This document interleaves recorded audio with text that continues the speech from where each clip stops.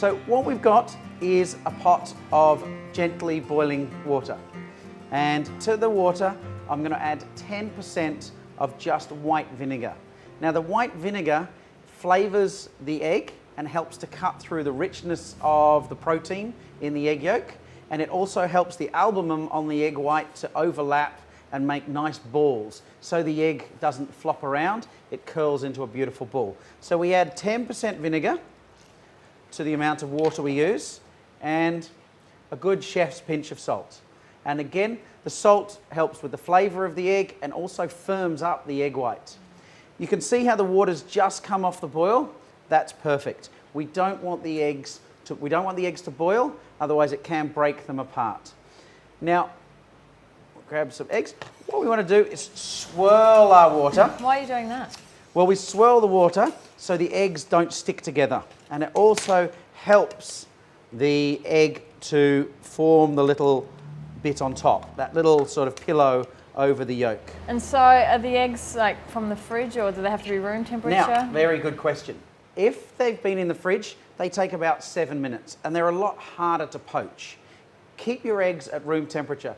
Eggs are best stored in the fridge, especially beautiful summer months, but when you're going to poach them, maybe take them out a couple of hours before, because they do poach a lot better when they're room temperature. They only take about 3 or 4 minutes. You can see straight away, even just giving a gentle swirl. Now, if you wanted to add more eggs, you can re-swirl the water. And you can see how they've started getting the little pillows on top. I'll drop one more egg in there, and you can just see how he still moves around.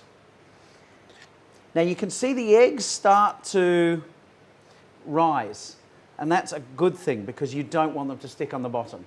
That's why the swirling helps to stop them stick on the bottom. It does about 5 different things by giving it a gentle swirl.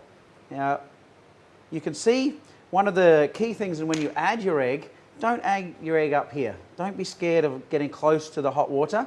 If you add your egg too high, the poor little egg yolk's going to fall out of the white and they'll separate. So you want to get it as gently, as close to the water as you can, so it just falls in.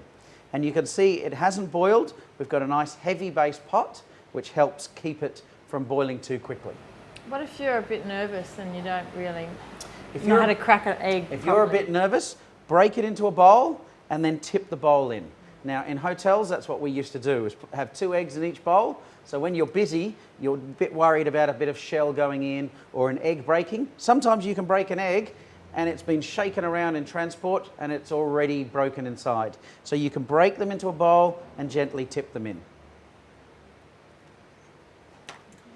Now they're getting very close, so still a little bit white on there. Now when you check it, you can see by giving it a wobble, it's still got quite a bit of egg white. So we're just going to leave that a little bit longer. Now if your water like this is starting to come to the boil, just turn it down. A gentle simmer is okay, but if it boils too much, it will break your eggs. Okay, our eggs have been cooking for about 2.5 minutes, and I'm just going to drain them onto a piece of paper. There's nothing worse than having soggy eggs. And you can see how they've made nice little pillows. Even our last one that went in, he's just right. So what we do is we just put them onto the paper, and we can put those on top,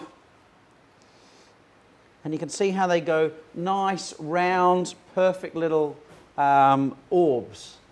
Now just to check that they are beautifully done, we break them, and you can see that yolk just falling out beautifully.